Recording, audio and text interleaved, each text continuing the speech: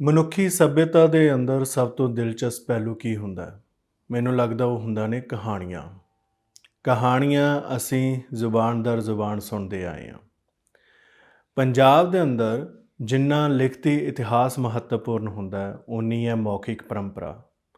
ਬਹੁਤ ਸਾਰੀਆਂ ਅਜਿਹੀਆਂ ਗਾਥਾਵਾਂ, ਕਹਾਣੀਆਂ ਸਾਡੇ ਕੋਲ ਮੌਖਿਕ ਪਰੰਪਰਾ ਦੇ ਮਾਰਫਤ ਪਹੁੰਚਦੀਆਂ ਨੇ। ਉਹਨਾਂ ਦਾ ਲਿਖਤੀ ਕੋਈ ਆਧਾਰ ਨਹੀਂ ਹੁੰਦਾ, ਪਰ ਇਹਦਾ ਅਰਥ ਇਹ ਨਹੀਂ ਕਿ ਉਹ ਸੱਚੀਆਂ ਨਹੀਂ। ਮੌਖਿਕ ਪਰੰਪਰਾ ਆਪਣੇ ਆਪ ਦੇ ਵਿੱਚ ਬਹੁਤ ਸ਼ਾਹ ਕਰ ਰਹੀ ਹੈ। ਇਹਨਾਂ ਦੇ ਮਾਰਫਤ ਅਸੀਂ ਆਪਣੇ ਇਤਿਹਾਸ ਦੇ ਨਾਲ, ਆਪਣੀ ਮਿੱਟੀ ਦੇ ਨਾਲ ਰਾਬਤਾ ਕਾਇਮ ਕੀਤਾ। ਉਸੇ ਦੇ ਵਿੱਚੋਂ ਅਸੀਂ ਆਪਣੀ ਸ਼ਖਸੀਅਤ ਦਾ ਨਿਰਮਾਣ ਕੀਤਾ। ਉਸੇ ਦੇ ਵਿੱਚੋਂ ਅਸੀਂ ਆਪਣੇ ਆਪ ਦੇ ਵਿੱਚ ਮਾਣ ਮਹਿਸੂਸ ਕਰਦੇ ਹਾਂ। ਸਾਡੇ ਵਜੂਦ, ਸਾਡੀ ਹੋਂਦ ਦਾ ਪੂਰਾ ਤਸੱਵਰ ਇਸ ਦੇ ਉੱਤੇ ਟਿਕਿਆ ਹੋਇਆ। ਦੁਨੀਆ ਦੇ ਉੱਤੇ ਕਹਾਣੀਆਂ ਨੂੰ ਸੁਣਾਉਣ ਦਾ ਰਵਾਇਤ ਇਕੱਲੀ ਪੰਜਾਬ 'ਚ ਨਹੀਂ ਹੈ। ਦੁਨੀਆ ਦੇ ਹਰ ਹਿੱਸੇ ਦੇ ਵਿੱਚ ਇਹ ਰਵਾਇਤ ਬਰਕਰਾਰ ਰਹੀ ਹੈ। ਜ਼ਿਕਰ ਆਉਂਦਾ ਹੈ ਕਿ ਇਸਤਾਂਬੁਲ ਦੇ ਅੰਦਰ ਖਾਸ ਤੌਰ 'ਤੇ ਪਾਮੁਕ ਦੀ ਪਰੰਪਰਾ ਹੈ। ਪਾਮੁਕ ਮੌਕੇ 'ਤੇ ਕਹਾਣੀ ਸੁਣਾਉਂਦਾ ਹੈ ਅਤੇ ਸੁਣਨ ਵਾਲੇ ਮੰਤਰਮੁਗਧ ਹੋ ਜਾਂਦੇ ਨੇ। ਸਾਹਿਬ ਸ਼੍ਰੀ ਗੁਰੂ ਤੇਗ ਬਹਾਦਰ ਸਾਹਿਬ ਦੇ 400 ਸਾਲਾ ਪ੍ਰਕਾਸ਼ ਦਿਹਾੜੇ 'ਤੇ ਕੁਝ ਅਜਿਹੇ ਹੀ ਪੰਜਾਬ ਦੇ ਪਾਮੁਕ ਨਾਲ ਅਸੀਂ ਰਾਬਤਾ ਕਾਇਮ ਕਰਨਾ ਚਾਹੁੰਦੇ ਸੀ। ਉਹ ਜਦੋਂ ਸੁਣਾਉਂਦੇ ਨੇ ਤਾਂ ਉਹਨਾਂ ਕਹਾਣੀਆਂ ਦਾ ਇੱਕ ਆਪਣਾ ਆਨੰਦ ਹੈ, ਕਿਉਂਕਿ ਉਹਨਾਂ ਕਹਾਣੀਆਂ ਦੇ ਵਿੱਚ ਉਹ ਰੂਹਦਾਰੀ ਨੂੰ ਫੂਕਦੇ ਨੇ। ਮੈਂ ਗੱਲ ਕਰ ਰਿਹਾ ਪ੍ਰੋਫੈਸਰ ਹਰਪਾਲ ਸਿੰਘ ਪੰਨੂ ਹੋਣਾ ਦੀ। ਸਾਹਿਬ ਸ਼੍ਰੀ ਗੁਰੂ ਤੇਗ ਬਹਾਦਰ ਸਾਹਿਬ ਦੇ 400 ਸਾਲਾ ਪ੍ਰਕਾਸ਼ ਦਿਹਾੜੇ 'ਤੇ ਗੁਰੂ ਤੇਗ ਬਹਾਦਰ ਸਾਹਿਬ ਦੇ ਬਹੁਤ ਸਾਰੇ ਅਜਿਹੇ ਪਹਿਲੂ ਨੇ ਜਿਨ੍ਹਾਂ ਨੂੰ ਸੁਣਨਾ ਬਹੁਤ ਜ਼ਰੂਰੀ ਹੈ। ਗੁਰੂ ਕਾ ਮਹਿਲ ਅੰਮ੍ਰਿਤਸਰ ਦੇ ਅੰਦਰ ਸਿਰਫ ਇੱਕ ਗੁਰਦੁਆਰਾ ਨਹੀਂ ਹੈ। ਗੁਰੂ ਅਮਰਦਾਸ ਪਾਤਸ਼ਾਹ ਦੇ ਹੁਕਮ ਦੇ ਨਾਲ ਗੁਰੂ ਰਾਮਦਾਸ ਪਾਤਸ਼ਾਹ ਉੱਥੇ ਆਪਣਾ ਘਰ ਬਣਾਉਂਦੇ ਨੇ। ਉਹ ਘਰ ਹੈ ਗੁਰੂ ਕਾ ਮਹਿਲ। ਬਾਬਾ ਗੁਰਦਿੱਤਾ ਨੂੰ ਛੱਡ ਕੇ ਗੁਰੂ ਹਰਗੋਬਿੰਦ ਪਾਤਸ਼ਾਹ ਦੇ ਬਾਕੀ ਸਾਰੇ ਬੱਚੇ ਸਮੇਤ ਗੁਰੂ ਤੇਗ ਬਹਾਦਰ ਪਾਤਸ਼ਾਹ ਸਭ ਦਾ ਜਨਮ ਗੁਰੂ ਕਾ ਮਹਿਲ ਦੇ ਵਿੱਚ ਹੁੰਦਾ ਹੈ। ਗੁਰੂ ਕਾ ਮਹਿਲ ਤੋਂ ਹੀ ਚੱਲਦਿਆਂ ਹਰਿਮੰਦਰ ਸਾਹਿਬ ਦੀ ਉਸਾਰੀ ਕਰਵਾਉਂਦੇ ਨੇ। ਗੁਰੂ ਕਾ ਮਹਿਲ ਤੋਂ ਹੀ ਰਾਮਦਾਸਪੁਰ ਬਣਦਾ ਆ। ਗੁਰੂ ਕਾ ਮਹਿਲ ਤੋਂ ਹੀ ਗੁਰੂ ਤੇਗ ਬਹਾਦਰ ਪਾਤਸ਼ਾਹ ਬਾਬਾ ਬਕਾਲੇ ਆਉਂਦੇ ਨੇ। ਬਾਬਾ ਬਕਾਲੇ ਤੋਂ ਲੈ ਕੇ ਗੁਰੂ ਕਾ ਮਹਿਲ ਦੇ ਦਰਮਿਆਨ ਬਹੁਤ ਸਾਰੀਆਂ ਅਜਿਹੀਆਂ ਕਹਾਣੀਆਂ ਨੇ ਜਿਹੜੀਆਂ ਲੁਕੀਆਂ ਹੋਈਆਂ ਨੇ। ਬਾਬਾ ਬਕਾਲਾ ਤੋਂ ਗੁਰੂ ਲਾਦੋਰੇ ਹੁੰਦਾ ਆ। ਉਸ ਤੋਂ ਬਾਅਦ ਗੁਰੂ ਤੇਗ ਬਹਾਦਰ ਪਾਤਸ਼ਾਹ ਦੁਬਾਰਾ ਜਾਂਦੇ ਨੇ ਹਰਿਮੰਦਰ ਸਾਹਿਬ, ਅਕਾਲ ਤਖਤ ਸਾਹਿਬ ਦੇ ਕੋਲ, ਗੁਰਦੁਆਰਾ ਥੜਾ ਸਾਹਿਬ ਦੇ ਕੋਲ ਆ ਕੇ ਉਹ ਬਹਿ ਕੇ ਵਾਪਸ ਆ ਜਾਂਦੇ ਨੇ। ਉਹ ਕਹਾਣੀ ਵੀ ਆਪਣੇ ਆਪ ਦੇ ਵਿੱਚ ਸਾਡੇ ਚੇਤਿਆਂ ਦੇ ਵਿੱਚ ਹੈ। ਉਸ ਥੜਾ ਸਾਹਿਬ ਤੋਂ ਪਹਿਲਾਂ ਗੁਰੂ ਸਾਹਿਬ ਗੁਰੂ ਕਾ ਮਹਿਲ ਜਾਂਦੇ ਨੇ। ਉਸ ਤੋਂ ਬਾਅਦ ਅਨੰਦਪੁਰ ਸਾਹਿਬ ਦਾ ਨਿਰਮਾਣ ਹੁੰਦਾ ਹੈ। ਇਹ ਕਹਾਣੀ ਵੀ ਆਪਣੇ ਆਪ ਦੇ ਵਿੱਚ ਬਹੁਤ ਵਡਮੁੱਲੀ ਹੈ। ਕਸ਼ਮੀਰੀ ਪੰਡਤਾਂ ਦਾ ਗੁਰੂ ਤੇਗ ਬਹਾਦਰ ਸਾਹਿਬ ਕੋਲ ਆਉਣਾ, ਇਹ ਆਪਣੇ ਆਪ ਦੇ ਵਿੱਚ ਇਤਿਹਾਸ ਦਾ ਉਹ ਜ਼ਰਰਾ ਆ ਜੋ ਸਾਨੂੰ ਲਗਾਤਾਰ ਮਹਿਸੂਸ ਕਰਵਾਉਂਦਾ ਆ ਕਿ ਅਸੀਂ ਮਨੁੱਖੀ ਹੱਕਾਂ ਦੇ ਉੱਤੇ ਪਹਿਰਾ ਕਿਵੇਂ ਦੇਣਾ। ਇਸ ਨੂੰ ਲੈ ਕੇ ਪ੍ਰੋਫੈਸਰ ਹਰਪਾਲ ਸਿੰਘ ਪੰਨੂ ਦਾ ਇੱਕ ਆਪਣਾ ਤਸੱਵਰ ਹੈ। ਉਹ ਤਸੱਵਰ ਨੂੰ ਵੀ ਸੁਣਾਂਗੇ। ਦਿੱਲੀ ਦੇ ਅੰਦਰ ਜਦੋਂ ਸ਼ਹਾਦਤ ਹੁੰਦੀ ਹੈ, ਉਹ ਸ਼ਹਾਦਤ ਦਾ ਇੱਕ ਆਪਣਾ ਵਡਮੁੱਲਾ ਬਿਆਨ ਹੈ। ਉਸ ਬਿਆਨ ਦੇ ਅੰਦਰ ਰੂਹਾਨੀਅਤ ਵੀ ਹੈ, ਮਾਣ ਵੀ ਹੈ ਅਤੇ ਅਸੀਂ ਸ਼ਹਾਦਤ ਦੇ ਨਵੇਂ ਪੈਮਾਨਿਆਂ ਨੂੰ ਮਹਿਸੂਸ ਕਰਦੇ ਹਾਂ। ਗੁਰੂ ਤੇਗ ਬਹਾਦਰ ਪਾਤਸ਼ਾਹ ਦੀ ਸਮੁੱਚੀ ਜ਼ਿੰਦਗੀ ਇਸੇ ਤਰ੍ਹਾਂ ਉਹਨਾਂ ਦੀ ਬਾਣੀ, ਉਹਨਾਂ ਦੀਆਂ ਗਾਥਾਵਾਂ, ਉਹਨਾਂ ਦੀ ਕਥਾ, ਉਹਨਾਂ ਦੀ ਸ਼ਹਾਦਤ ਦੇ ਵਿੱਚ ਸਮੋਈ ਹੋਈ ਹੈ। ਇਹਨਾਂ ਗਾਥਾਵਾਂ, ਇਹਨਾਂ ਕਥਾਵਾਂ ਨੂੰ ਅਸੀਂ ਪ੍ਰੋਫੈਸਰ ਹਰਪਾਲ ਸਿੰਘ ਪੰਨੂ ਹੋਣਾ ਦੇ ਨਾਲ ਦੀ ਅਨਮਿਊਟ ਦੇ ਉੱਤੇ ਤੁਹਾਡੇ ਨਾਲ ਰੂਬਰੂ ਕਰ ਰਹੇ ਹਾਂ। ਸਤਿ ਸ਼੍ਰੀ ਅਕਾਲ। ਮੈਂ ਹਾਂ ਤੁਹਾਡੇ ਨਾਲ ਤੁਹਾਡਾ ਆਪਣਾ ਹਰਪ੍ਰੀਤ ਸਿੰਘ ਕਾਲੋਂ। ਪੰਨੂ ਸਾਹਿਬ, ਬਹੁਤ ਬਹੁਤ ਸਵਾਗਤ ਹੈ ਸਾਡੇ ਇਸ ਪ੍ਰੋਗਰਾਮ 'ਚ। ਅਨਮਿਊਟ ਦੇ ਦਰਸ਼ਕਾਂ ਨੂੰ ਮੇਰੀ ਸਤਿ ਸ਼੍ਰੀ ਅਕਾਲ। ਅਤੇ ਸਾਰਾ ਸੰਸਾਰ ਨੌਵੇਂ ਪਾਤਸ਼ਾਹ ਗੁਰੂ ਤੇਗ ਬਹਾਦਰ ਸਾਹਿਬ ਜੀ ਦਾ ਪਾਵਨ ਪ੍ਰਕਾਸ਼ ਉਤਸਵ ਮਨਾ ਰਿਹਾ ਹੈ। ਮੇਰੇ ਵੱਲੋਂ ਵੀ ਦਰਸ਼ਕਾਂ ਨੂੰ, ਸਰੋਤਿਆਂ ਨੂੰ ਬੇਅੰਤ ਵਧਾਈ ਹੋਵੇ, ਮੁਬਾਰਕਾਂ ਹੋਣ। ਗੁਰੂ ਮਹਾਰਾਜ ਸਾਰੇ ਸੰਸਾਰ ਵਾਸਤੇ ਕਲਿਆਣਕਾਰੀ ਹੋਣ। ਜੀ ਪੰਨੂ ਸਾਹਿਬ, ਗੁਰੂ ਤੇਗ ਬਹਾਦਰ ਪਾਤਸ਼ਾਹ ਦੇ ਜਿਸ ਤਰ੍ਹਾਂ ਮੈਂ ਜ਼ਿਕਰ ਕਰ ਰਿਹਾ ਸੀ ਕਿ ਉਹਨਾਂ ਦੀਆਂ ਸਾਖੀਆਂ ਜਦੋਂ ਅਸੀਂ ਸੁਣਦੇ ਹਾਂ ਤਾਂ ਅਸੀਂ ਪਾਤਸ਼ਾਹ ਨੂੰ ਜਾਣਦੇ ਹਾਂ, ਮਹਿਸੂਸ ਕਰਦੇ ਹਾਂ। ਤੁਸੀਂ ਇਸ ਕਥਾ ਦੀ ਸ਼ੁਰੂਆਤ ਕਿਵੇਂ ਕਰੋਗੇ? ਮੁਨਾਸਬ ਹੋਏਗਾ ਕਿ ਮਹਾਰਾਜ ਦੇ ਪ੍ਰਕਾਸ਼ ਤੋਂ ਗੱਲ ਆਪਾਂ ਸ਼ੁਰੂ ਕਰੀਏ। ਜਿਵੇਂ ਤੁਸੀਂ ਸੰਕੇਤ ਕਰ ਦਿੱਤਾ ਹੋਇਆ, ਅੰਮ੍ਰਿਤਸਰ ਗੁਰੂ ਕੇ ਮਹਿਲ 'ਚ ਮਹਾਰਾਜ ਦਾ ਪ੍ਰਕਾਸ਼ ਹੋਇਆ। ਸਾਰਾ ਪੰਥ 1 ਮਈ ਨੂੰ ਉਹਨਾਂ ਦਾ ਪ੍ਰਕਾਸ਼ ਉਤਸਵ ਮਨਾ ਰਿਹਾ ਹੈ। ਜੀ ਦੇਸੀ ਤਰੀਕਾਂ ਨੂੰ ਅੰਗਰੇਜ਼ੀ 'ਚ ਤਬਦੀਲ ਜਦੋਂ ਕਰਦੇ ਹਾਂ ਥੋੜ੍ਹੇ ਬਹੁਤੇ ਵੱਖਰੇਵੇਂ ਫਰਕ ਆ ਜਾਂਦੇ ਨੇ, ਪਰ ਇਹਦੇ 'ਚ ਕੋਈ ਫਰਕ ਨਹੀਂ ਪੈਂਦਾ। ਜਦੋਂ ਅਸੀਂ ਤਾਂ ਮਹਾਰਾਜ ਨੂੰ ਯਾਦ ਕਰਨਾ ਹੈ। ਬਿਲਕੁਲ। ਉਹਨਾਂ ਦੀ ਸਾਖ ਸੰਸਾਰ ਦੇ ਵਿੱਚ ਕਿਵੇਂ ਫੈਲੀ, ਕਿਵੇਂ ਫੈਲੇਗੀ, ਇਹ ਆਪਾਂ ਜ਼ਿਕਰ ਕਰਨਾ ਹੈ ਆਪਣੇ ਸਰੋਤਿਆਂ ਨਾਲ, ਦਰਸ਼ਕਾਂ ਨਾਲ। ਸੋ ਆਪਾਂ ਇਹ ਫੈਸਲਾ ਕਰ ਲਿਆ ਹੋਇਆ ਹੈ ਕਿ ਅਕਾਲ ਤਖਤ ਸਾਹਿਬ ਤੇ ਦਰਬਾਰ ਸਾਹਿਬ ਅੰਮ੍ਰਿਤਸਰ 3 ਦਿਨ ਪਹਿਲਾਂ ਪ੍ਰਕਾਸ਼ ਅਖੰਡ ਪਾਠ ਦਾ ਹੋਏਗਾ। ਅਖੰਡ ਪਾਠ ਸਾਹਿਬ ਦੇ ਭੋਗ 1 ਮਈ ਨੂੰ ਪੈਣਗੇ ਅਤੇ ਉਹ ਫਿਰ ਸਾਰੇ ਸੰਸਾਰ ਦੇ ਵਿੱਚ ਥਾਂ ਥਾਂ 'ਤੇ ਜਿੱਥੇ ਸਿੱਖ ਸੰਗਤਾਂ ਨੇ ਆਪਣੀ ਸ਼ਮੂਲੀਅਤ ਕਰਨਗੀਆਂ। ਤੋ ਆਪਾਂ ਸ਼ੁਰੂ ਕਰਾਂਗੇ ਮਹਾਰਾਜ ਦੇ ਪ੍ਰਕਾਸ਼ ਤੋਂ। ਪ੍ਰਕਾਸ਼ ਹੋਇਆ ਅੰਮ੍ਰਿਤਸਰ, ਲੇਕਿਨ ਬਚਪਨ ਦੇ ਵਿੱਚ ਹੀ ਆਪਾਂ ਨੂੰ ਪਤਾ ਵੀ ਸ਼ਰੀਕਾਂ ਨੇ ਗਾਹੇ ਬਗਾਹੇ ਵਿਰੋਧਤਾਈਆਂ ਸ਼ੁਰੂ ਕੀਤੀਆਂ। ਬਿਰਤੀ ਸੀ ਜਿਹੜੀ ਸ਼ਾਂਤ ਸੀ, ਉਹਨਾਂ ਦੀ ਬਾਣੀ ਦੇ ਵਿੱਚੋਂ ਵੀ ਆਪਾਂ ਨੂੰ ਦਿਸਦਾ ਹੈ ਵੈਰਾਗ। ਉਦਾਸੀ ਨਹੀਂ ਹੈ, ਨਿਰਾਸ਼ਤਾ ਨਹੀਂ ਹੈ, ਵੈਰਾਗ ਹੈ। ਇਸ ਦਾ ਵੀ ਨਿਖੇੜਾ ਕਰਨਾ ਪਏਗਾ। ਹਾਂ, ਦੇਖੋ ਇਹ ਹੈ ਕਿ ਉਦਾਸੀ ਜਾਂ ਨਿਰਾਸ਼ਤਾ ਆਪਾਂ ਆਖਾਂਗੇ ਉਸ ਮਾਹੌਲ ਨੂੰ ਜਦੋਂ ਆਪਾਂ ਸਾਰਾ ਕੁਝ ਤਜ ਦਈਏ, ਛੱਡ ਦਈਏ ਵੀ ਕੁਝ ਹੋ ਹੀ ਨਹੀਂ ਸਕਦਾ। ਇਹ ਬੁਝੇ ਮਨ ਦਾ ਤਸੱਵਰ ਹੈ। ਬੁਝੇ ਮਨ ਦਾ ਵੈਰਾਗ ਜਾਗਦੇ ਮਨ। ਵੈਰਾਗ ਹੈ ਜਿਹੜਾ ਉਹ ਇਹ ਕਿ ਸੰਸਾਰ 'ਚ ਕੁਝ ਠੀਕ ਨਹੀਂ ਹੋ ਰਿਹਾ, ਉਹਦੇ ਤੋਂ ਮਨ ਬੇਚੈਨ ਹੈ। ਆਪਾਂ ਉਹਨੂੰ ਠੀਕ ਕਰਨ ਦੇ ਯਤਨ ਕਰਨਾ ਹੈ। ਬਿਲਕੁਲ। ਤਾਂ ਉਹ ਜਿਹੜਾ ਵੈਰਾਗ, ਇੱਕ ਤਾਂ ਇਹ ਪੱਖ ਹੋ ਗਿਆ। ਦੂਜਾ ਇਹ ਕਿ ਜੇ ਅਸੀਂ ਗੁਰੂ ਆਸ਼ੇ ਅਨੁਸਾਰ ਮਨ ਦੇ ਵਿੱਚ ਵੈਰਾਗ ਧਾਰਨ ਕਰੀਏ, ਵੈਰਾਗ ਦਾ ਅਰਥ ਹੈ ਕਿ ਇਹ ਚੇਤੇ ਰੱਖਣਾ ਕਿ ਅਸੀਂ ਸੰਸਾਰ 'ਚ ਥੋੜ੍ਹਾ ਚਿਰ ਹੀ ਹਾਂ। ਜੀ। ਥੋੜ੍ਹਾ ਚਿਰ ਜਦੋਂ ਸਾਨੂੰ ਅਹਿਸਾਸ ਹੋਏਗਾ ਰਹਾਂਗੇ, ਫਿਰ ਕਾਮ, ਕ੍ਰੋਧ, ਮੋਹ, ਲੋਭ, ਹੰਕਾਰ ਉਹ ਘਟਣਗੇ। ਸੋ ਗੁਰੂ ਤੇਗ ਬਹਾਦਰ ਸਾਹਿਬ ਮਹਾਰਾਜ ਦੀ ਬਾਣੀ ਹੈ ਜਿਹੜੀ, ਉਹ ਸਾਨੂੰ ਤਿਆਗ ਵੱਲ ਲਿਜਾਂਦੀ ਹੈ, ਵੈਰਾਗ ਵੱਲ ਲਿਜਾਂਦੀ ਹੈ। ਬਾਰ-ਬਾਰ ਦਰਸਾਉਂਦੀ ਹੈ ਕਿ ਇਹ ਬੀਤ ਰਿਹਾ ਤੇਰਾ, ਬੀਤ ਜਾ ਹੈ ਜਨਮ ਆਕਾਜ ਰੇ, ਕੀ ਕੀਤਾ ਸੰਸਾਰ 'ਚ। ਸੋ ਇਹ, ਲੇਕਿਨ ਦੂਜੇ ਪਾਸੇ ਜੇ ਆਪਾਂ ਦੇਖੀਏ ਜ਼ਿੰਮੇਵਾਰੀਆਂ, ਸ਼ਹਾਦਤ ਦੀ ਗੱਲ ਤਾਂ ਅਖੀਰ 'ਚ ਕਰਾਂਗੇ ਨਾ। 6ਵੇਂ ਪਾਤਸ਼ਾਹ ਪਿਤਾ ਗੁਰੂ ਹਰਗੋਬਿੰਦ ਸਾਹਿਬ ਨੇ 4 ਜੰਗਾਂ ਲੜੀਆਂ। ਉਹਨਾਂ ਜੰਗਾਂ 'ਚ ਜਵਾਨ ਤਿਆਗਮੱਲ ਨੇ ਵੀ ਹਿੱਸਾ ਲਿਆ। ਜੀ। ਜਿਹੜੀ ਕਰਤਾਰਪੁਰ ਦੀ ਜੰਗ ਸੀ ਉਹਦੇ ਵਿੱਚ ਉਹ ਕਿਰਪਾਨ ਵਾਹੀ, ਉਹ ਸੂਰਬੀਰਤਾ ਦੇ ਦੀਦਾਰ ਕਰਵਾਏ ਕਿ ਪਿਤਾ ਗੁਰੂ ਹਰਗੋਬਿੰਦ ਸਾਹਿਬ ਆਸ਼ੀਸ਼ ਕਰ ਉੱਠੇ। ਸ਼ਾਮ ਨੂੰ ਜਦੋਂ ਯੁੱਧ ਖਤਮ ਹੋਇਆ, ਸੀਨੇ ਨਾਲ ਲਾਏ ਅਤੇ ਕਿਹਾ ਕਿ ਅਸੀਂ ਸਾਰੇ ਜਾਣੇ ਤੁਹਾਨੂੰ ਤਿਆਗਮੱਲ ਆਖਦੇ ਰਹੇ, ਤੁਸੀਂ ਤਾਂ ਤੇਗ ਬਹਾਦਰ ਹੋ। ਜੀ। ਸੋ ਤੇਗ ਬਹਾਦਰ ਆਪਾਂ ਜੇ ਦੇਖੀਏ, ਉਹ ਇੱਕ ਸ਼ਾਨਦਾਰ ਉਪਾਧੀ ਬਖਸ਼ੀ ਸੀ ਪਿਤਾ ਨੇ, ਲੇਕਿਨ ਇਹ ਨਾਮ ਸੰਗਤ ਨੂੰ, ਪਰਿਵਾਰ ਨੂੰ ਇੰਨਾ ਪਸੰਦ ਆਇਆ ਕਿ ਉਪਾਧੀ ਨਾਮ ਬਣ ਗਿਆ। ਅਤੇ ਹੁਣ ਦੱਸਣ ਤੋਂ ਪਤਾ ਲੱਗਦਾ ਵੀ ਉਹਨਾਂ ਦਾ ਨਾਮ ਤਾਂ ਤਿਆਗਮੱਲ ਸੀ। ਬਿਲਕੁਲ। ਇੱਕ ਤਾਂ ਇਹ ਪੱਖ ਹੈ ਉਹਨਾਂ ਦੀ ਜ਼ਿੰਦਗੀ ਦਾ ਕਿ ਜਦੋਂ ਸੰਕਟ ਆਉਂਦਾ ਉਦੋਂ ਫਿਰ ਤੇਗ ਫੜ ਕੇ ਯੁੱਧ ਕਰਦੇ ਨੇ। ਬਿਲਕੁਲ। ਅਤੇ ਜਦੋਂ ਆਰਾਮ ਦਾ ਸਮਾਂ ਉਦੋਂ ਫਿਰ ਬਾਣੀ ਦੇ ਰਚਦੇ ਨੇ, ਕੀਰਤਨ ਕਰਦੇ ਨੇ, ਕੀਰਤਨ ਸੁਣਦੇ ਨੇ। ਜੀ। ਦੇਖੋ ਤੁਸੀਂ ਦੁਰਘਟਨਾਵਾਂ ਕਹੀਆਂ ਜੀ ਉਹਨਾਂ ਦੇ ਜੀਵਨ 'ਚ ਆਈਆਂ, ਅਤੇ ਜਦੋਂ ਇਸ ਤਰ੍ਹਾਂ ਦੀਆਂ ਘਟਨਾਵਾਂ ਨੂੰ ਸਾਹਮਣਾ ਫੇਸ ਕੀਤਾ ਮਹਾਰਾਜ ਨੇ, ਤਾਂ ਉਹਨਾਂ ਦੇ ਦਿਲ 'ਤੇ ਕੀ ਬੀਤੀ ਹੋਏਗੀ। ਮਨ ਕੀਤਾ ਬਾਬੇ ਬਕਾਲੇ ਤੋਂ ਚੱਲੇ ਕਿ ਦਰਬਾਰ ਸਾਹਿਬ ਦੇ ਦਰਸ਼ਨ ਕਰਕੇ ਆਈਏ, ਮੱਥਾ ਟੇਕਣਾ ਹੈ। ਬਿਲਕੁਲ। ਜਿਹੜੇ ਸ਼ਰੀਕ ਸਨ ਉਹਨਾਂ ਨੇ ਦਰਵਾਜ਼ੇ ਬੰਦ ਕਰ ਲਏ, ਅੰਦਰ ਜਾਣ ਦੀ ਆਗਿਆ ਨਹੀਂ ਹੈ। ਦੇਖੋ ਤੁਸੀਂ ਕਿ ਸੰਸਾਰ ਦੇ ਮਾਲਕ ਨੂੰ ਅੰਦਰ ਦਰਬਾਰ ਸਾਹਿਬ ਮੱਥਾ ਟੇਕਣ ਦੀ ਆਗਿਆ ਨਹੀਂ। ਫਿਰ ਮਹਾਰਾਜ ਸ਼ਾਂਤ ਰਹੇ, ਕ੍ਰੋਧ ਨਹੀਂ ਕੀਤਾ। ਇਹ ਬੇਨਤੀ ਕੀਤੀ ਕਿ ਚਲੋ ਠੀਕ ਹੈ ਭਾਈ, ਤੁਸੀਂ ਨਹੀਂ ਰਜ਼ਾਮੰਦ ਤਾਂ ਨਹੀਂ ਦਰਬਾਰ ਸਾਹਿਬ ਮੱਥਾ ਟੇਕਦੇ, ਜਨਮ ਸਥਾਨ ਦੇਖਣ ਦੀ ਇੱਛਾ ਹੈ, ਉਹ ਆਗਿਆ ਮਿਲੇਗੀ। ਕਹਿੰਦੇ ਨਹੀਂ ਜੀ, ਇਹ ਬਹਾਨਾ ਹੈ, ਕਬਜ਼ਾ ਕਰਨ ਆਏ ਹੋ ਤੁਸੀਂ। ਇਹ ਉਹਨਾਂ ਉੱਪਰ ਪਰਿਵਾਰ ਵੱਲੋਂ ਮਾਰੀ ਹੋਈ ਸੱਟ ਸੀ। ਯਾਨੀ ਆਪਾਂ ਦੇਖੋ ਕਿ ਆਪਾਂ ਦਰਬਾਰ ਸਾਹਿਬ ਮੱਥਾ ਟੇਕਣ ਜਾਈਏ, ਸਾਨੂੰ ਸਰਕਾਰ ਕਹੇ ਜਾਂ ਕੋਈ ਗਰੋਹ ਕਹੇ ਕਿ ਅਸੀਂ ਨਹੀਂ ਮੱਥਾ ਟੇਕਣ ਦੇਣਾ। ਬਿਲਕੁਲ। ਬਾਬਾ ਦੀਪ ਸਿੰਘ ਦੀ ਸ਼ਹਾਦਤ ਕਿਸ ਗੱਲੋਂ ਹੋਈ ਸੀ? ਸਰਕਾਰ ਨੇ ਇੱਕ ਸਰਕੂਲਰ ਕੱਢਿਆ ਸੀ, ਐਲਾਨ ਕੀਤਾ ਸੀ ਕਿ ਕਿਸੇ ਬੰਦੇ ਨੂੰ ਦਰਬਾਰ ਸਾਹਿਬ ਮੱਥਾ ਟੇਕਣ ਦੀ ਆਗਿਆ ਨਹੀਂ। ਬਾਬਾ ਦੀਪ ਸਿੰਘ ਕਹਿੰਦੇ ਕਿ ਮੱਥਾ ਟੇਕਣ ਦੀ ਆਗਿਆ ਨਹੀਂ ਜੇ, ਤਾਂ ਫਿਰ ਸੰਸਾਰ 'ਚ ਜੀ ਕੇ ਆਪਾਂ ਕੀ ਲੈਣਾ? ਕੋਈ ਕਾਰਨ ਨਹੀਂ ਸੀ ਹੋਰ, ਮੱਥਾ ਟੇਕਾਂਗੇ, ਸਾਡਾ ਥਾਂ ਹੈ। ਬਿਲਕੁਲ। ਤੋ 9ਵੇਂ ਪਾਤਸ਼ਾਹ ਨੂੰ ਮੱਥਾ ਟੇਕਣ ਦੀ ਆਗਿਆ ਨਹੀਂ ਮਿਲੀ, ਆਪਣਾ ਜਨਮ ਸਥਾਨ ਦੇਖਣ ਦੀ ਆਗਿਆ ਨਹੀਂ ਮਿਲੀ। ਲੜੇ ਨਹੀਂ, ਪਰਿਵਾਰ ਨਾਲ ਥੋੜ੍ਹਾ ਭਿੜਨਾ ਸੀ, ਲੇਕਿਨ ਧੀਰਮੱਲ ਅਤੇ ਰਾਮ ਰਾਏ ਦੀਆਂ ਸਾਜ਼ਿਸ਼ਾਂ ਨਿਰੰਤਰ ਚੱਲਦੀਆਂ ਰਹੀਆਂ। ਬਿਲਕੁਲ। ਬਾਬੇ ਬਕਾਲੇ ਜਦੋਂ ਭਾਈ ਮੱਖਣ ਸ਼ਾਹ ਲਬਾਣਾ ਨੇ ਸ਼ਨਾਖਤ ਕੀਤੀ ਮਹਾਰਾਜ ਦੀ, ਗੁਰੂ ਲਾਧੋਰੇ ਦੀ ਸਾਖੀ ਹੈ, ਉਦੋਂ ਵੀ ਵਿਰੋਧ ਹੋਇਆ।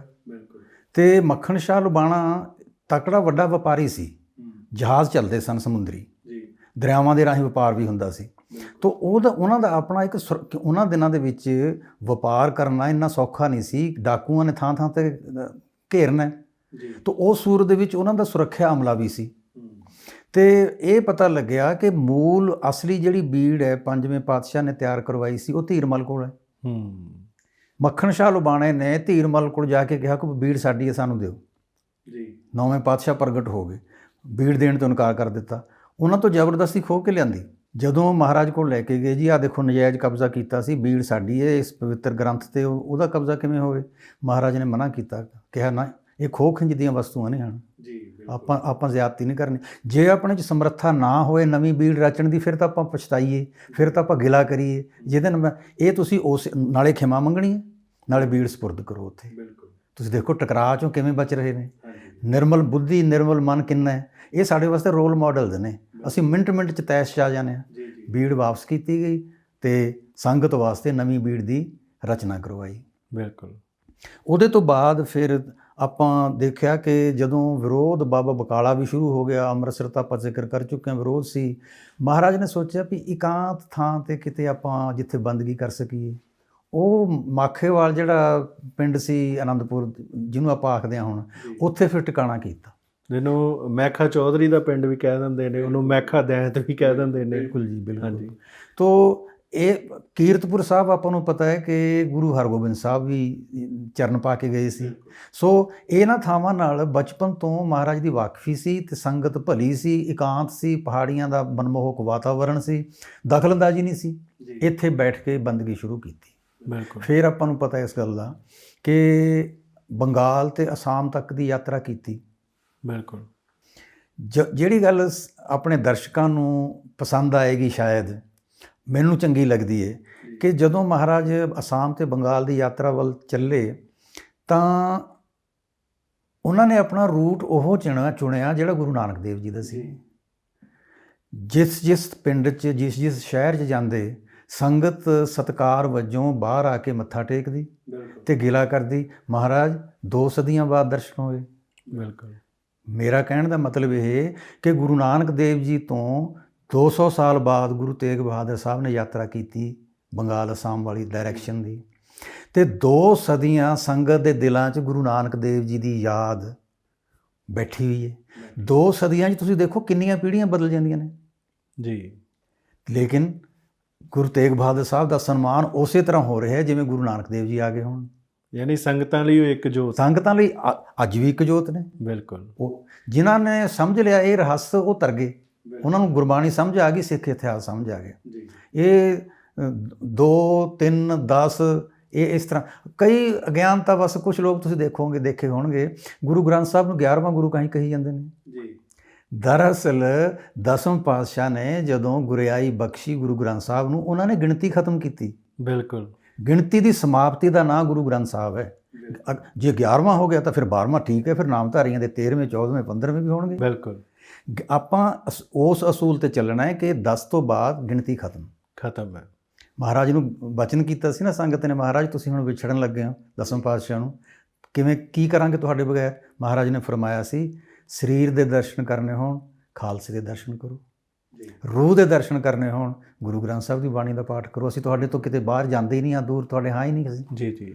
ਤਾਂ ਗੁਰੂ ਤੇਗ ਬਹਾਦਰ ਸਾਹਿਬ ਮਾਤਾ ਜੀ ਨੂੰ ਛੱਡ ਗਏ ਸਨ ਪਟਨੇ ਜੀ, ਕਿਉਂਕਿ ਬਾਲਕ ਨੇ ਜਨਮ ਲੈਣਾ ਸੀ ਜੀ, ਆਪ ਚਲੇ ਗਏ। ਬਿਲਕੁਲ। ਉੱਥੇ ਖਬਰ ਮਿਲੀ ਸੀ ਬੰਗਾਲ 'ਚ ਕਿ ਬੇਟੇ ਦਾ ਪ੍ਰਕਾਸ਼ ਹੋਇਆ ਜੀ। ਉੱਥੋਂ ਆਪਾਂ ਨੂੰ ਹੁਕਮਨਾਮੇ ਮਿਲਦੇ ਨੇ, ਆਪਾਂ ਉਹਨਾਂ ਦੇ ਖਤਾਂ ਨੂੰ ਹੁਕਮਨਾਮੇ ਕਹਿੰਦੇ ਹਾਂ। ਨਾਂ ਉਹਨਾਂ ਨੇ ਰੱਖਿਆ ਸੀ ਜੀ ਗੋਬਿੰਦ ਰਾਏ ਜੀ, ਤੇ ਅਸੀਸ ਦਿੱਤੀ ਸੀ ਉਮਰਾਂ ਲੰਮੀਆਂ ਹੋਣ, ਸੁਖੀ ਵਸੋ, ਜਿਹੋ ਜਿਹੀ ਪਿਤਾ ਨੇ ਅਸੀਸਾਂ ਦੇਣੀਆਂ ਹੁੰਦੀਆਂ ਨੇ। ਸੰਗਤ ਆਪਣੀ ਇਸ ਪੱਖ ਨੂੰ ਜਾਣ ਕੇ ਪ੍ਰਸੰਨ ਹੋਏਗੀ ਕਿ ਜਦੋਂ ਵਾਪਸੀ ਹੋਈ ਮਹਾਰਾਜ ਦੀ 9ਵੇਂ ਪਾਤਸ਼ਾਹ ਦੀ, ਤਾਂ ਬੇਟੇ ਦੇ ਦਰਸ਼ਨ ਜਦੋਂ ਹੋਏ ਉਦੋਂ ਬੇਟੇ ਦੀ ਉਮਰ 5 ਸਾਲ ਦੀ ਹੋ ਚੁੱਕੀ ਸੀ ਜੀ। ਆਪਾਂ ਸੰਤਾਨ ਨੂੰ ਇੰਨਾ ਪਿਆਰ ਕਰਦੇ ਹਾਂ ਕਿ ਸਾਡਾ ਦਿਲ ਕਰਦਾ ਛੇਤੀ ਤੋਂ ਛੇਤੀ ਮੂੰਹ ਦੇਖੀਏ। ਸੰਸਾਰ 'ਚ ਪ੍ਰਗਟ ਹੋਇਆ ਇੱਕ ਬੱਚਾ, ਪਹਿਲਾ ਬੱਚਾ, ਲੇਕਿਨ ਸੰਗਤ ਦੀਆਂ ਜ਼ਿੰਮੇਵਾਰੀਆਂ ਵੱਡੀਆਂ ਨੇ ਆਪਣੇ ਪਰਿਵਾਰ ਨਾਲੋਂ। ਇਹ ਇੱਥੋਂ ਮਹਾਰਾਜ ਸਾਬਤ ਕਰਦੇ ਆ ਰਹੇ ਨੇ ਕਿ ਉੱਥੇ ਦੀ ਹਾਜ਼ਰੀ ਆਪਾਂ ਨੂੰ ਪਤਾ ਹੈ ਕੁਝ ਬਾਉਂਡਰੀ ਦੇ ਡਿਸਪਿਊਟ ਸਨ ਰਾਜਿਆਂ ਦੇ, ਦੋਵੇਂ ਪਾਸੇ ਆ ਜਾਂਦੇ ਸੀ ਜੀ ਸਾਡਾ ਮਸਲਾ, ਸਾਡੀ ਸਮੱਸਿਆ ਤੁਸੀਂ ਹੱਲ ਕਰੋ ਜੀ। ਜੇ ਸਤਿਕਾਰ ਸੀ ਗੁਰੂ ਜੀ ਪ੍ਰਤੀ ਅਸਾਮ ਤੇ ਬੰਗਾਲ ਦੇ ਰਾਜਿਆਂ ਦਾ, ਪਰਜਾ ਦਾ ਤਾਂ ਹੈ ਹੀ ਸੀ, ਤਾਂ ਹੀ ਸਾਲਸ ਮੰਨਦੇ ਸੀ ਨਾ, ਜਿਹਦੇ ਤੇ ਇਤਬਾਰ ਹੈ ਉਸੇ ਨੂੰ ਸਾਂਝਾ ਮੰਨਾਂਗੇ ਆਪਾਂ ਵੀ ਇਹਨਾਂ ਨੇ ਨਿਰਪੱਖ ਫੈਸਲਾ ਕਰਨਾ ਹੈ, ਤੇ ਮਹਾਰਾਜ ਨੇ ਸਰਹੱਦਾਂ ਦੇ ਫੈਸਲੇ ਕਰਵਾਏ। ਇਹ ਸਤਿਕਾਰ ਦਾ ਹੀ ਸਿਲਸਿਲੇ 'ਚ ਇੱਕ ਕਥਾ ਹੋਰ ਆ ਜੁੜਦੀ ਹੈ ਕਿ ਜਿਸ ਤਰ੍ਹਾਂ ਪਾਤਸ਼ਾਹ ਨੂੰ ਕਹਿੰਦੇ ਸੀ ਵੀ ਪਾਤਸ਼ਾਹ ਇੰਨਾ ਸਮਾਂ ਲਾਤਾ ਉਹਨੂੰ, ਇਸੇ ਤਰ੍ਹਾਂ ਜਦੋਂ ਗੁਰੂ ਤੇਗ ਬਹਾਦਰ ਪਾਤਸ਼ਾਹ ਨੇ ਅਸਾਮ ਦੇ ਉਹਨਾਂ ਸੂਬਿਆਂ ਦੇ ਸੁਲ੍ਹਾ ਸਫਾਈਆਂ ਕਰਾਈਆਂ, ਪਾਤਸ਼ਾਹ ਤੇ ਸ਼ਹਾਦਤ ਪਾ ਗਏ ਸਨ, ਬਿਲਕੁਲ ਗੱਦੀ ਤੇ ਗੁਰੂ ਗੋਬਿੰਦ ਸਿੰਘ ਪਾਤਸ਼ਾਹ ਆ ਗਏ, ਤੇ ਉਹਨਾਂ ਨੂੰ ਤੋਹਫਾ ਆ ਰਿਹਾ ਉੱਥੋਂ ਹਾਥੀ ਦਾ। ਬਿਲਕੁਲ, ਤੇ ਇਹ ਸਿਲਸਿਲਾ ਉਸੇ ਤਰ੍ਹਾਂ ਹੀ ਹੈ। ਬਿਲਕੁਲ। ਹਾਂਜੀ। ਦੂਜੀ ਵੱਡੀ ਘਟਨਾ ਜਿਹੜੀ ਬਹੁਤ ਅਹਿਮ, ਜਿਹਦੇ ਕਰਕੇ ਜਗਤ ਦੇ ਵਿੱਚ ਵਧੇਕ ਗੈਰ ਸਿੱਖਾਂ ਨੂੰ ਵੀ ਮਹਾਰਾਜ ਬਾਰੇ ਪਤਾ ਲੱਗਦਾ ਹੈ, ਉਹ ਹੈ ਉਹਨਾਂ ਦੀ ਸ਼ਹਾਦਤ। ਬਿਲਕੁਲ। ਹੁਣ ਤੁਸੀਂ ਦੇਖੋ ਕਿ ਜਿਹੜਾ ਕਸ਼ਮੀਰੀ ਜਥਾ ਆ ਰਿਹਾ ਨਾ ਜੀ ਮਹਾਰਾਜ ਨੂੰ ਮਿਲਣ ਵਾਸਤੇ ਆਨੰਦਪੁਰ ਸਾਹਿਬ, ਉਹਨਾਂ ਦੇ ਨੇਤਾ ਭਾਈ ਕਿਰਪਾ ਰਾਮ ਜੀ ਸਨ। ਸੰਗਤ ਨੂੰ ਦੱਸ ਦਈਏ ਕਿ ਭਾਈ ਕਿਰਪਾ ਰਾਮ ਜੀ ਆਪਣੇ ਸਮੇਂ ਦੇ ਅਰਬੀ, ਫਾਰਸੀ ਤੇ ਸੰਸਕ੍ਰਿਤ ਦੇ ਸ਼੍ਰੋਮਣੀ ਵਿਦਵਾਨ ਸਨ ਜੀ। ਆਪਾਂ ਨੂੰ ਇਹ ਗੱਲ ਤਾਂ ਪਤਾ ਵੀ ਆ ਕੇ ਕੀ ਗੱਲਾਂ ਹੋਈਆਂ ਵੀ ਜਬਰਨ ਇਸਲਾਮ ਵਾਸਤੇ ਹੁਕਮ ਹੋ ਰਿਹਾ ਜੀ, ਮੌਤ ਜਾਂ ਇਸਲਾਮ। ਬਿਲਕੁਲ। ਯਾਨੀ ਇਹ ਲਫ਼ਜ਼ ਸੁਣਨ ਸਾਰ ਨਾ ਦਿਲ 'ਚ ਖੌਫ ਪੈਦਾ ਹੁੰਦਾ ਅੱਜ ਵੀ, ਜਦੋਂ ਕੋਈ ਕਹੇ ਸਾਨੂੰ ਮੌਤ ਕਿ ਇਸਲਾਮ, ਯਾਨੀ ਕਿ ਇਸਲਾਮ ਤੇ ਮੌਤ ਇੱਕੋ ਜਿਹੀ ਚੀਜ਼ ਹੋਵੇ ਜਿਵੇਂ। ਹਜ਼ਰਤ ਮੁਹੰਮਦ ਸਾਹਿਬ ਦਾ ਤਾਂ ਇਹ ਇਸਲਾਮ ਨਹੀਂ ਸੀ ਜੀ। ਹਜ਼ਰਤ ਮੁਹੰਮਦ ਸਾਹਿਬ ਦੇ ਤੁਸੀਂ ਬਚਨ ਪੜ੍ਹ ਕੇ ਦੇਖੋ, ਸੁਣ ਕੇ ਦੇਖੋ। ਇੱਕ ਵਾਕ ਤੁਹਾਨੂੰ ਸੁਣਾ ਦੇਣਾ, ਉਹ ਕਿਹੋ ਜਿਹੇ ਸਨ। ਮੋਮਿਨੋ, ਤੁਹਾਨੂੰ ਤੁਹਾਡਾ ਖਾਣਾ ਹਰਾਮ ਜੇ ਤੁਹਾਡਾ ਪੜੋਸੀ ਭੁੱਖਾ ਸੌਂ ਗਿਆ ਹੈ ਜੀ। ਉਹ ਤਾਂ ਇਹੋ ਜਿਹੇ ਦਰਿਆ ਦਿਲ ਸਨ, ਲੇਕਿਨ ਉਹਨਾਂ ਦੇ ਮੁਰੀਦ, ਉਹਨਾਂ ਦੀ ਹਕੂਮਤਾਂ ਕਿਹੋ ਜਿਹੀਆਂ ਜ਼ਾਲਮ ਹੋ ਗਈਆਂ ਇਹ ਉਹਨਾਂ ਨੂੰ ਥੋੜ੍ਹਾ ਪਤਾ ਸੀ। ਜਦੋਂ ਆਪਾਂ ਜ਼ਫਰਨਾਮਾ ਦਾ ਪਾਠ ਕਰਦੇ ਹਾਂ, ਉਹਦੇ ਵਿੱਚ ਵੀ ਮਹਾਰਾਜ ਇਹੀ ਸਾਬਤ ਕਰ ਰਹੇ ਨੇ ਦਸਮ ਪਾਤਸ਼ਾਹ ਕਿ ਤੁਹਾਨੂੰ ਇਸਲਾਮ ਦਾ ਪਤਾ ਨਹੀਂ। ਬਿਲਕੁਲ। ਅਸੀਂ ਇਸਲਾਮ ਨੂੰ ਜਾਣਦੇ ਹਾਂ ਤੇ ਇਸਲਾਮ ਦੇ ਮੁਤਾਬਕ ਚੱਲ ਰਹੇ ਹਾਂ। ਤੁਹਾਡੀ ਦੋਸਤੀ ਬੁੱਤ ਪੂਜਾ ਨਾਲ, ਸਾਡੀ ਲੜਾਈ ਬੁੱਤ ਪੂਜਾ ਨਾਲ, ਇਸ ਕਰਕੇ ਇਹ ਨਖੇੜੇ ਹੁੰਦੇ ਆ ਰਹੇ ਨੇ। ਤਾਂ ਭਾਈ ਕਿਰਪਾ ਰਾਮ ਜੀ ਆਏ, ਕਸ਼ਮੀਰੀ ਜਥਾ ਆਇਆ, ਵਿਥਿਆ ਖੇਡ ਰਹੇ ਸਨ ਦਸਮ ਪਾਤਸ਼ਾਹ ਜੀ। ਪਿਤਾ ਨੂੰ ਤੇ ਨਾਲ ਬੈਠੇ ਸੰਗੀਆਂ ਨੂੰ ਉਦਾਸ ਦੇਖਿਆ। ਪਿਤਾ ਜੀ ਕੀ ਹੋਇਆ? ਆਪਾਂ ਨੂੰ ਪਤਾ ਹੈ, ਪਿਤਾ ਜੀ ਨੇ ਦੱਸਿਆ ਕਿ ਦੁਖੀ ਨੇ। ਇਹਨਾਂ ਦਾ ਇਲਾਜ ਫਿਰ ਪਿਤਾ ਜੀ ਤੁਸੀਂ ਕਰੋ। ਪਿਤਾ ਨੇ ਕਿਹਾ ਕਿਸੇ ਮਹਾਂਪੁਰਖ ਦਾ ਬਲੀਦਾਨ ਚਾਹੀਦਾ। ਬੇਟੇ ਨੇ ਕਿਹਾ ਜੀ ਤੁਹਾਡੇ ਤੋਂ ਵੱਡਾ ਮਹਾਂਪੁਰਖ ਸੰਸਾਰ 'ਚ ਕੌਣ ਹੈ? ਸਾਰੀਆਂ ਬੇਚੈਨੀਆਂ ਖਤਮ।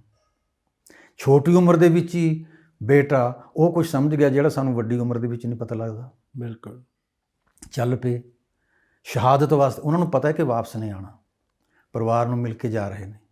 ਭਾਈ ਸਤੀ ਦਾਸ, ਭਾਈ ਮਤੀ ਦਾਸ, ਭਾਈ ਦਿਆਲਾ ਜੀ ਤਾਂ ਸਾਨੇ ਸਨ, ਹੋਰ ਸੰਗਤ ਵੀ ਸੀ ਨਾਲ, ਲੇਕਿਨ ਭਾਈ ਕਿਰਪਾ ਰਾਮ ਜੀ ਵੀ ਸਨ ਜੀ। ਭਾਈ ਕਿਰਪਾ ਰਾਮ ਜੀ ਮਹਾਰਾਜ ਨਾਲ ਚੱਲੇ, ਮਹਾਰਾਜ ਰੁਕੇ। ਇੱਕ ਅਹਿਮ ਇਨਸੀਡੈਂਟ ਹੈ ਇਹ ਜੀ। ਮਹਾਰਾਜ ਨੇ ਰੁਕੇ ਤੇ ਕਿਹਾ ਭਾਈ ਕਿਰਪਾ ਰਾਮ ਜੀ ਤੁਹਾਨੂੰ ਇੱਕ ਹੁਕਮ ਦੇਣਾ ਹੈ, ਉਹ ਮੰਨਣਾ ਪਏਗਾ। ਭਾਈ ਕਿਰਪਾ ਰਾਮ ਜੀ ਨੇ ਕਿਹਾ ਮਹਾਰਾਜ ਤੁਹਾਡੇ ਤਾਬੇਦਾਰ। ਮਹਾਰਾਜ ਨੇ ਕਿਹਾ ਇੱਕ ਤਾਂ ਤੁਹਾਨੂੰ ਦਿੱਲੀ ਨਹੀਂ ਨਾਲ ਲੈ ਕੇ ਜਾਣਾ ਜੀ, ਦੂਸਰਾ ਹੈ ਕਿ ਤੁਸੀਂ ਵਾਪਸ ਕਸ਼ਮੀਰ ਨਹੀਂ ਜਾਣਾ ਜੀ। ਅਸਾਂ ਦੀ ਗੈਰ ਹਾਜ਼ਰੀ ਵਿੱਚ ਤੁਸਾਂ ਵੱਡੀ ਜ਼ਿੰਮੇਵਾਰੀ ਨਿਭਾਣੀ ਹੈ। ਬਾਲਕ ਗੋਬਿੰਦ ਰਾਏ ਦੀ ਵਿਦਿਆ ਦੀ ਜ਼ਿੰਮੇਵਾਰੀ ਤੁਹਾਡੇ ਸਿਰ ਸੌਂਪ ਕੇ ਚੱਲੇ ਆ ਜੀ। ਵਿਦਿਆ ਦੀ ਜ਼ਿੰਮੇਵਾਰੀ ਨਿਭਾਈ, ਆਨੰਦਪੁਰ ਸਾਹਿਬ ਰਹੇ। ਆਪਾਂ ਜਦੋਂ ਦੇਖਦੇ ਨਾ ਵੀ ਮਹਾਰਾਜ ਨੇ ਕਿੱਥੋਂ ਸਿੱਖੀਆਂ ਸਾਰੇ ਜ਼ੁਬਾਨਾਂ, ਯਾਨੀ ਫਾਰਸੀ ਜ਼ੁਬਾਨ ਬੋਲਣੀ ਸਮਝਣੀ ਉਹ ਤਾਂ ਇੱਕ ਪਾਸੇ ਰਹੀ, ਸ਼ਾਇਰੀ ਕਰ ਰਹੇ ਨੇ ਜ਼ਫਰਨਾਮੇ ਦੇ ਰੂਪ ਦੇ ਵਿੱਚ ਮਹਾਰਾਜ ਫਾਰਸੀ 'ਚ। ਬਿਲਕੁਲ। ਅਤੇ ਇੰਨਾ ਪਾਪੂਲਰ ਹੋਇਆ ਜ਼ਫਰਨਾਮਾ ਕਿ open letter to the government of Hindustan ਜੀ ਪੜ੍ਹਿਆ ਗਿਆ, ਯਾਨੀ ਚਿੱਠੀਆਂ ਨੂੰ ਗਾਇਆ ਜਾਂਦਾ ਹੁੰਦਾ ਕਿਤੇ। ਅੱਜ ਤੱਕ ਕੀਰਤਨ ਹੋ ਰਿਹਾ ਜ਼ਫਰਨਾਮੇ ਦਾ। ਤੋ ਭਾਈ ਕਿਰਪਾ ਰਾਮ ਜੀ ਨੇ ਜ਼ਿੰਮੇਵਾਰੀਆਂ ਨਿਭਾਈਆਂ, ਆਨੰਦਪੁਰ ਰਹਿੰਦੇ ਰਹੇ। 1699 ਦੀ ਵਿਸਾਖੀ ਨੂੰ ਖਾਲਸਾ ਪੰਥ ਪ੍ਰਗਟ ਕੀਤਾ ਮਹਾਰਾਜ ਨੇ ਜੀ। ਭਾਈ ਕਿਰਪਾ ਰਾਮ ਜੀ ਆਏ ਜੀ, ਸਾਨੂੰ ਆਗਿਆ ਦਿਓਗੇ, ਅਸੀਂ ਅੰਮ੍ਰਿਤ ਛਕਣ ਵਾਸਤੇ ਇੱਛੁਕ ਹਾਂ ਜੀ। ਮਹਾਰਾਜ ਨੇ ਫਰਮਾਇਆ ਤੁਸੀਂ ਤਾਂ ਸਾਡੇ ਅਧਿਆਪਕ ਹੋ ਜੀ, ਤੁਹਾਨੂੰ ਅਸੀਂ ਕੌਣ ਆਗਿਆ ਦੇਣ ਵਾਲੇ ਜੀ। ਭਾਈ ਕਿਰਪਾ ਰਾਮ ਜੀ ਨੇ ਕਿਹਾ ਮਹਾਰਾਜ ਮੇਰੇ ਕੋਲ ਜੋ ਵਿਹਾਰਕ ਵਿਦਿਆ ਸੀ, ਸੰਸਾਰਕ ਵਿਦਿਆ ਸੀ, ਪਿਤਾ ਜੀ ਦੇ ਹੁਕਮ ਮੂਜਬ ਅਸੀਂ ਤੁਸਾਂ ਨੂੰ ਦਿੱਤੀ ਜੀ। ਰੂਹਾਨੀ ਵਿਦਿਆ ਤੁਹਾਡੇ ਕੋਲ ਹੈ, ਹੁਣ ਸਾਨੂੰ ਸਾਡਾ ਹੱਕ ਉਹਦੇ 'ਚੋਂ ਦਿਓ। ਬਿਲਕੁਲ। ਮਹਾਰਾਜ ਤੋਂ ਅਸੀਸ ਲੈ ਕੇ ਅੰਮ੍ਰਿਤ ਛਕਿਆ, ਭਾਈ ਕਿਰਪਾ ਰਾਮ, ਭਾਈ ਕਿਰਪਾ ਸਿੰਘ ਹੋਏ ਤੇ ਚਮਕੌਰ ਦੇ ਯੁੱਧ 'ਚ ਵੱਡੇ ਸਾਹਿਬਜ਼ਾਦਿਆਂ ਦੀ ਹਿਫਾਜ਼ਤ ਕਰਦੇ ਹੋਏ ਸ਼ਹੀਦ ਹੋਏ। ਜੀ। ਇਹ ਘਟਨਾ ਦੱਸਦੀ ਹੈ ਕਿ ਕਦਮ ਕਦਮ ਤੇ ਆਪੇ ਗੁਰਚੇਲਾ। ਇੱਕ ਅਵਸਥਾ ਸੀ ਕਿ ਜ਼ਬਾਨਾਂ ਸਿੱਖਣੀਆਂ ਨੇ, ਤੀਰ ਅੰਦਾਜ਼ੀ, ਤਲਵਾਰਬਾਜ਼ੀ, ਨੇਜ਼ੇਬਾਜ਼ੀ, ਘੋੜਸਵਾਰੀ, ਇਹ ਸਾਰਾ ਭਾਈ ਕਿਰਪਾ ਰਾਮ ਜੀ ਦੀ ਨਿਗਰਾਨੀ 'ਚ ਸਿੱਖਿਆ ਮਹਾਰਾਜ ਨੇ। ਇੰਨਾ ਸ਼ਾਨਦਾਰ ਉੱਚ ਕੋਟੀ ਦਾ ਸ਼੍ਰੋਮਣੀ ਵਿਦਵਾਨ ਮਹਾਰਾਜ ਦਾ ਉਸਤਾਦ ਸੀ, ਤਾਂ ਫਿਰ ਇਹ ਵਿੱਦਿਆਵਾਂ ਆਉਣੀਆਂ ਸੀ ਉਹਨਾਂ ਨੂੰ। ਤੋ ਹੁਣ ਕਿਤੇ ਸੰਗਤ ਜਦੋਂ ਜਾਵੇ ਨਾ ਚਮਕੌਰ ਸਾਹਿਬ, ਉੱਥੇ ਸ਼ਹੀਦਾਂ ਦੇ ਨਾਂ ਲਿਖੇ ਹੋਏ ਨੇ। ਸ਼ਹੀਦਾਂ ਦੇ ਨਾਵਾਂ ਦੇ ਵਿੱਚ ਭਾਈ ਕਿਰਪਾ ਸਿੰਘ ਦਾ ਨਾਂ ਉਕਰਿਆ ਹੋਇਆ। ਉੱਥੇ ਤਾਂ ਉਕਰਿਆ ਹੀ ਹੋਇਆ ਪੱਥਰਾਂ ਤੇ, ਲੇਕਿਨ ਸਾਡੇ ਦਿਲਾਂ ਵਿੱਚ ਵੀ ਤਾਂ ਉਕਰਿਆ ਹੋਇਆ। ਸੋ ਸ਼ਹਾਦਤ ਹੋਈ ਮਹਾਰਾਜ ਦੀ। ਮੈਂ ਬੇਚੈਨ ਹੋ ਜਾਣਾ ਜਦੋਂ ਕੁਝ ਪ੍ਰਚਾਰਕਾਂ ਨੂੰ ਜਾਂ ਵਿਦਵਾਨਾਂ ਨੂੰ ਇਹ ਕਹਿੰਦੇ ਸੁਣਦੇ ਹਾਂ ਕਿ ਗੁਰੂ ਤੇਗ, ਦੁਨੀਆ ਦੀ ਸਭ ਤੋਂ ਪਹਿਲੀ ਇੱਕੋ ਇੱਕ ਉਦਾਹਰਣ ਇਹ ਹੈ ਕਿ ਗੁਰੂ ਤੇਗ ਬਹਾਦਰ ਸਾਹਿਬ ਜੀ ਨੇ ਕਿਸੇ ਦੂਜੇ ਧਰਮ ਵਾਸਤੇ ਸ਼ਹਾਦਤ ਦਿੱਤੀ। ਜੀ। ਸਾਡੇ ਗੁਰੂ ਸਾਹਿਬਾਨ ਵਿਸ਼ਵ ਗੁਰੂ ਨੇ, ਵਿਦਵਾਨ ਉਹਨਾਂ ਨੂੰ ਜਗਤ ਗੁਰੂ ਆਖਦੇ ਨੇ। ਜੇ ਜਗਤ ਗੁਰੂ ਨੇ, ਫਿਰ ਦੂਜਾ ਧਰਮ ਉਹਨਾਂ ਲਈ ਕੀ ਹੋਇਆ? ਦੂਜੇ ਲੋਕ ਹੋਰ ਕਿਹੜੇ ਹੋਏ? ਅਸੀਂ ਜਿਹੜੇ ਛੋਟੇ ਲੋਕ ਹਾਂ, ਸਾਡੇ ਵਾਸਤੇ ਕੋਈ ਦੂਜੇ ਥਾਂ ਤੇ, ਕੋਈ ਤੀਜੇ ਥਾਂ ਤੇ ਹੋ ਸਕਦਾ ਜੀ। ਗੁਰੂ ਮਹਾਰਾਜ ਦੇ ਵਾਸਤੇ ਨਹੀਂ ਹੋ ਸਕਦਾ। ਸਾਰਾ ਸੰਸਾਰ ਉਹਨਾਂ ਦਾ ਪਰਿਵਾਰ ਹੈ, ਸਾਰੇ ਸੰਸਾਰ ਦਾ ਕਲਿਆਣ ਕਰਨ ਵਾਸਤੇ ਆਏ ਨੇ ਉਹ। ਸੰਸਾਰ ਉਹਨਾਂ ਨੂੰ ਆਪਣਾ ਸਮਝਦਾ, ਨਹੀਂ ਸਮਝਣਾ ਇਹ ਸੰਸਾਰ ਜਾਣੇ। ਸੰਸਾਰ ਛੋਟਾ ਹੁੰਦਾ, ਗੁਰੂ ਵੱਡਾ ਹੁੰਦਾ। ਤਾਂ ਮਹਾਰਾਜ ਦੀ ਇੱਛਾ ਇਹ ਕਿ ਸੰਸਾਰ ਸੁਖੀ ਵਸੇ, ਸਾਡੀ ਜਾਨ ਦਾ ਕੀ ਹੈ? ਤੁਸੀਂ ਦੇਖੋ ਕਿ ਛੋਟੀ ਉਮਰ ਗੋਬਿੰਦ ਰਾਏ ਦੀ, ਤੇ ਦਿੱਲੀ ਤੋਂ ਉਹਨਾਂ ਕੋਲ ਸੁਗਾਤ ਕੀ ਪਹੁੰਚ ਰਹੀ ਹੈ? ਪਿਤਾ ਦਾ ਸੀਸ। ਜੀ। ਇਹ ਐਡੀਆਂ ਵੱਡੀਆਂ ਸੱਟਾਂ ਨੇ ਕਿ ਆਮ ਅਸੀਂ ਲੋਕ ਡੋਲ ਜਾਂਦੇ ਹਾਂ, ਲੇਕਿਨ ਮਹਾਰਾਜ ਨੇ ਇਹਨਾਂ ਸੱਟਾਂ ਦੇ ਵਿੱਚੋਂ ਜਵਾਲਾਮੁਖੀ ਪੈਦਾ ਕੀਤੇ।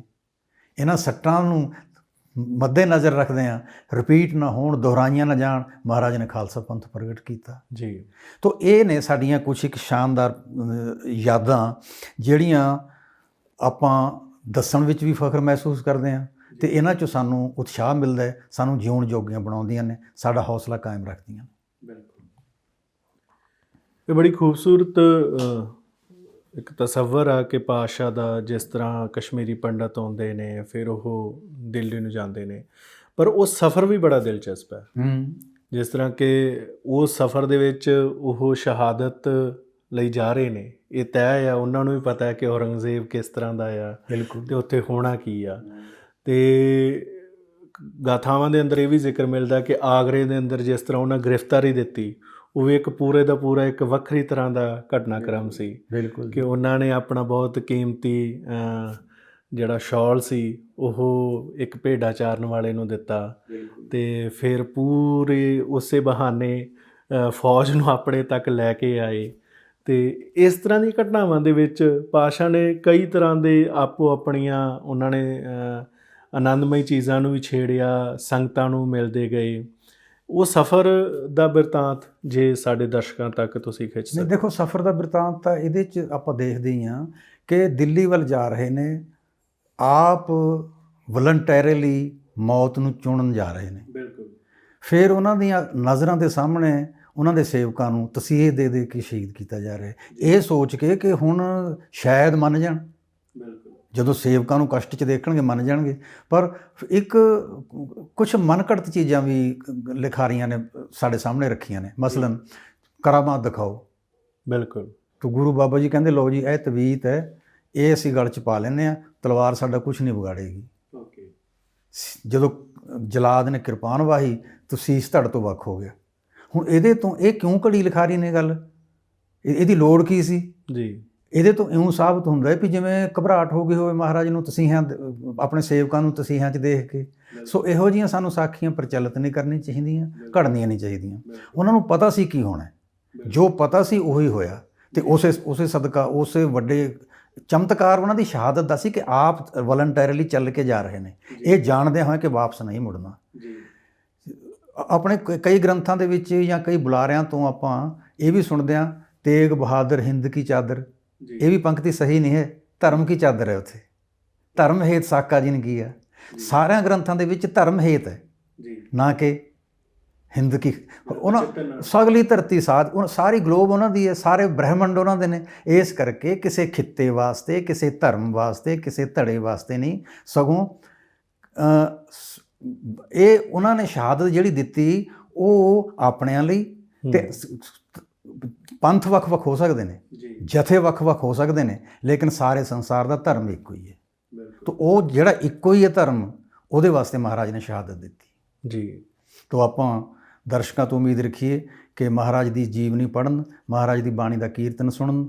ਜਿਵੇਂ ਜਿਵੇਂ ਉਹਨਾਂ ਨੇ ਜ਼ਿੰਦਗੀ 'ਚ ਸੰਕਟ ਝੱਲੇ, ਖੁਸ਼ੀ ਉਸੇ ਤਰ੍ਹਾਂ ਮਹਾਰਾਜ ਸਾਡੇ ਉੱਪਰ ਵੀ ਕਿਰਪਾ ਕਰਨ। ਅਸੀਂ ਵੀ ਖਿੜੇ ਮੱਥੇ ਸੰਕਟਾਂ ਵਿੱਚ ਦੀ ਲੰਘਦੇ ਜਾਈਏ। ਉਹਨਾਂ ਦੀ ਜੋਤ ਸਾਡੀਆਂ ਅੱਖਾਂ ਦੇ ਸਾਹਮਣੇ ਹਮੇਸ਼ ਰਹੇ। ਇਹਨਾਂ ਸ਼ਬਦਾਂ ਨਾਲ ਮੈਂ ਸਮਝਦਾ ਕਿ ਦਰਸ਼ਕਾਂ ਨੂੰ ਆਪਾਂ ਵਧਾਈ ਦੇ ਦਈਏ ਇੱਕ ਵਾਰੀ ਫੇਰ। ਸਾਰੇ ਸੰਸਾਰ ਨੂੰ ਬੇਅੰਤ ਮੁਬਾਰਕਾਂ। ਮਹਾਰਾਜ ਨੌਵੇਂ ਪਾਤਸ਼ਾਹ ਦਾ ਪ੍ਰਕਾਸ਼ ਹੋਇਆ, ਆਪਾਂ ਉਹਨਾਂ ਨੂੰ ਯਾਦ ਕਰਦੇ ਰਹੀਏ। ਵਾਹਿਗੁਰੂ ਜੀ ਕਾ ਖਾਲਸਾ, ਵਾਹਿਗੁਰੂ ਜੀ ਕੀ ਫਤਿਹ।